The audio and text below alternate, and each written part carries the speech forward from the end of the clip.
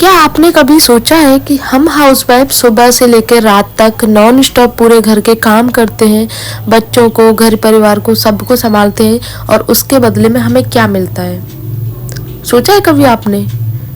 नहीं सोचा। क्यों? क्योंकि हमें ये चीज़ सिखाई गई है शुरू से ही कि घर का काम करना हर हाउसवाइफ का फर्ज है, चाहे वो वर्किंग वुमेन हो, चाहे वो घर के काम करने वाली हो, चाहे वो कुछ ना करती हो, सिर्फ बच्चों को संभालती हो, तो भी उसको भी घर का काम उतना ही करना होता है। उसके लिए कोई रियायत नहीं बरती जाती कि तुम्हारी तबीयत खराब है, तुम सुबह से लेकर रात तक घर का काम करती हो प्लस ऑफिस का काम करती हो। ये सारी चीज़ें कहीं भी नहीं होती हैं कि तुम थोड़ा रेस्ट कर लो। रेस्ट अगर हमें करना होता है तो हम खुद ही करते हैं, कोई आके हमें नहीं कहता है कि तुम रेस्ट कर लो।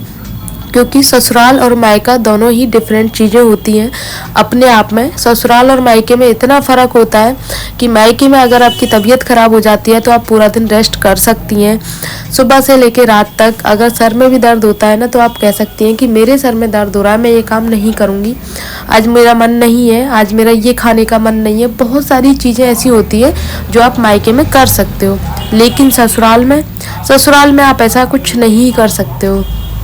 अगर आपकी तबीयत ख़राब है तो भी आपको काम करना है। अगर आपकी तबीयत ख़राब है तो बच्चों का लंच, बच्चों को देखना, सारी काम आपको खुद करने हैं।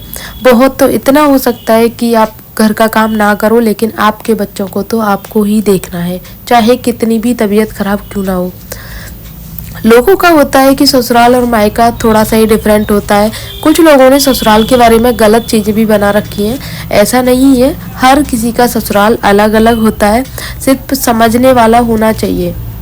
क्योंकि ससुराल में अगर आपको समझते हैं लोग तो आप भी उनको समझेंगे, क्योंकि कभी भी ना रिश्ते हों चाहे कुछ भी हो, दो हाथों से ही होते हैं, दोनों तरफ से रिश्ते निभाए जाते हैं तभी रिश्ते निभते हैं। क्योंकि एक इंसान चाहे कुछ भी कर ले, वो अपनी तरफ से सारे काम नहीं कर सकता है जब तक सामने वाला उसमें इन्वॉल्वमेंट ना दिखाए।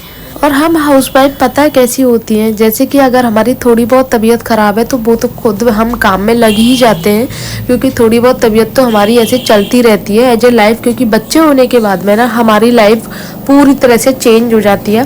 कभी हार्मोन्स डिसबैलेंस हो जाते हैं, कभी किसी चीज़ की कमी हो जाती है शरीर में, तो ये पेट दर्द, कमर दर्द, सिर दर्द, ये चलता रहता है।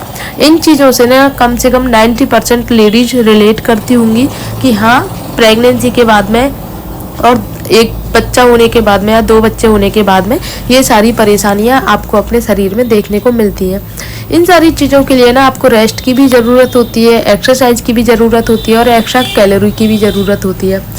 घर के काम तो करने ही है, लेकिन साथ में ही अपनी हेल्थ का भी ध्यान रखना है, क्योंकि आप सुखी हो तो सब पूरा परिवार सुखी रहता है। खासकर आपके बच्चों को दिक्कत नहीं होती है, क्योंकि सबसे ज़्यादा दिक्कत ना आपके बच्चों को ही होती है अगर आप तबीयत ख़राब होती है आपकी तो। क्योंकि उनको प्रॉपर तरीके से टाइम पे लंच नहीं मिल पाता, स्कूल के लिए रेडी नहीं हो पाते, सारी चीज़ें। और फिर जब एक बार बच्चे स्कूल चले जाते हैं ना तो हमारे मन में भी गिल्ट रहता है कि यार उनका लंच नहीं बना, आज उनको प्रॉपर तरीके से तैयार नहीं किया, उनका नाश्ता नहीं बनाया, उनको दूध नहीं दिया, ये सारी चीज़ें होती हैं।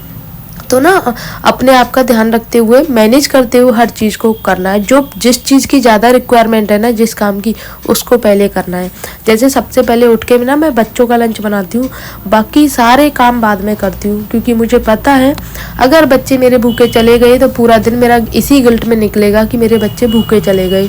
तो पहले उनको दूध देती हूँ बना के, दूध से बिस्किट खा के, देन उसके बाद मैं उनका लंच तैयार करती हूँ और लंच बना के पैक करके उनका, तब मैं उनको नहला धुलाती हूँ और उनको तैयार करके स्कूल भेजती हूँ। इससे क्या है, बच्चे आराम से चले जाते हैं और फिर मेरा ये मन में रिग्रेट नहीं रहता कि यार बच्चे किसी चीज़ की कमी रह गई। उनका बैग वगैरह पैक करना, उनकी सारी चीज़ें करना एक अपने आप में टास्क तो होता ही है, लेकिन एक माँ सब कुछ कर सकती है। और मेरा किचन तो नीचे है, मेरा रूम ऊपर है, तो मैं बार बार हर एक काम के लिए ऊपर नीचे आती जाती रहती हूँ।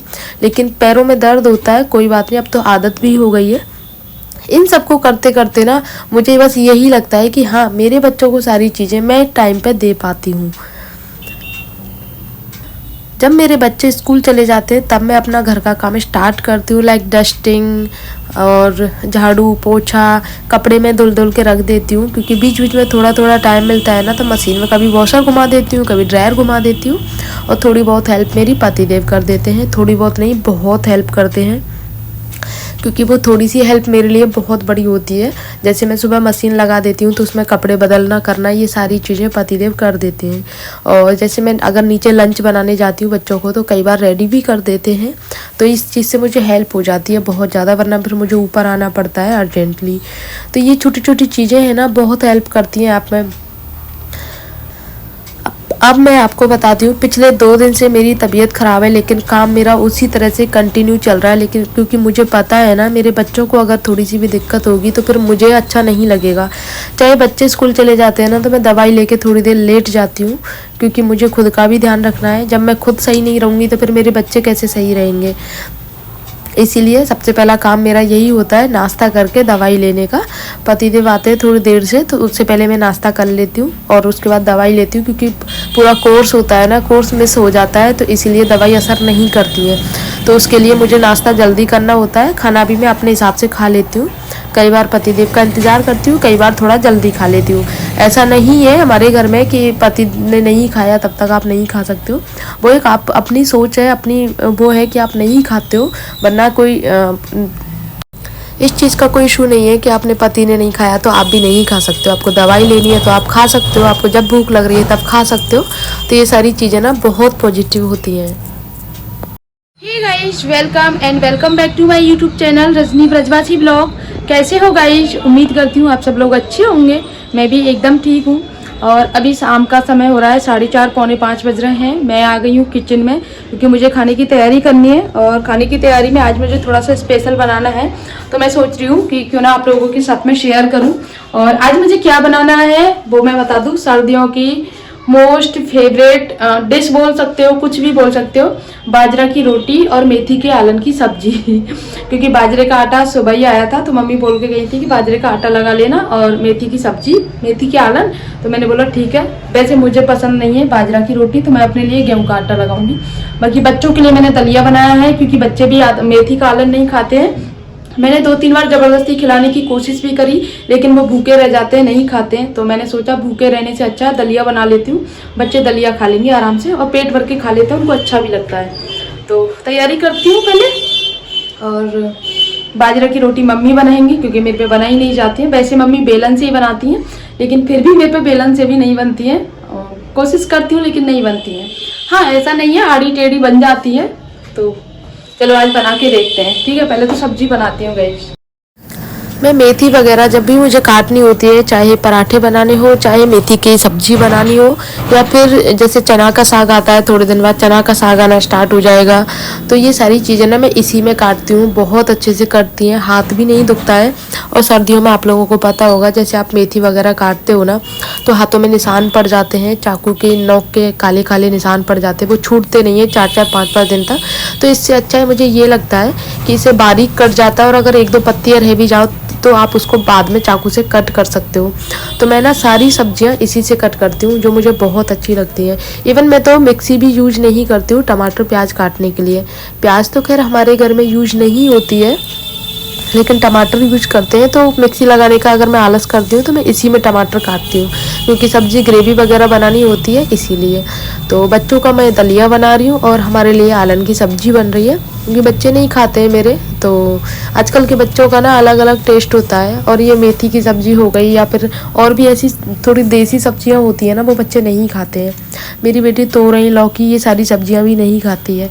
थोड़ा सा डिफरेंट तरीके से बनाऊँ तो थोड़ा बहुत खा लेती है, बाकी अगर रेगुलर तरीके से बनाऊँ तो नहीं खाती है, क्योंकि उसको पता होता है। हर्ष तभी समझता नहीं है, तो उसको अगर खिला देती हूँ तो खा लेता है, अगर स्वरा उसको मना कर देती है तो वो नहीं खाता है। तो ये चीज़ रहती है। यहाँ पे मैंने ना मेथी अच्छे से काट लिया है, बस थोड़ी जो मोटी मोटी रह गई थी, तो सोचा इसको दोबारा से कट कर लूँ। इसको कट करने के बाद में फिर मैं इसको धो के और जब मैं सब्जी बनाऊंगी। और मेथी का एक नियम ये भी होता है कि आप इसको काट के तुरंत यूज करें तो अच्छा रहता है, अदरवाइज ये कड़वी हो जाती है कटने के बाद में। क्योंकि ऐसा नहीं है कि आपने 1 घंटे पहले इसको काट के रख दिया और उसके बाद में फिर आप यूज कर रहे हो, तो ये कड़वी हो जाती है रखे रखे। इसीलिए आपको ना तुरंत इसको यूज करना है। तो मैंने यहाँ पे इसको पहले काट लिया, काटने के बाद में धो के और अब इसमें डाल देती हूँ।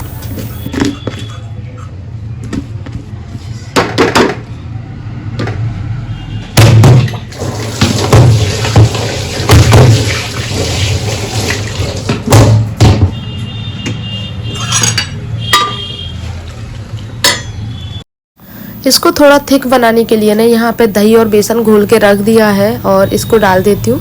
अब इसमें दही डला है तो उसको कंटिन्यू चलाते रहना है वरना फट जाएगा, तो इसीलिए इसको थोड़ा सा पानी और डाल के और इसको मैंने कंटिन्यू चलाते रहना है। और 2-3 मिनट के बाद में इसमें उबाल आ जाएगा, तब आप छोड़ सकते हो और नमक भी ऐड कर देना है साथ में ही।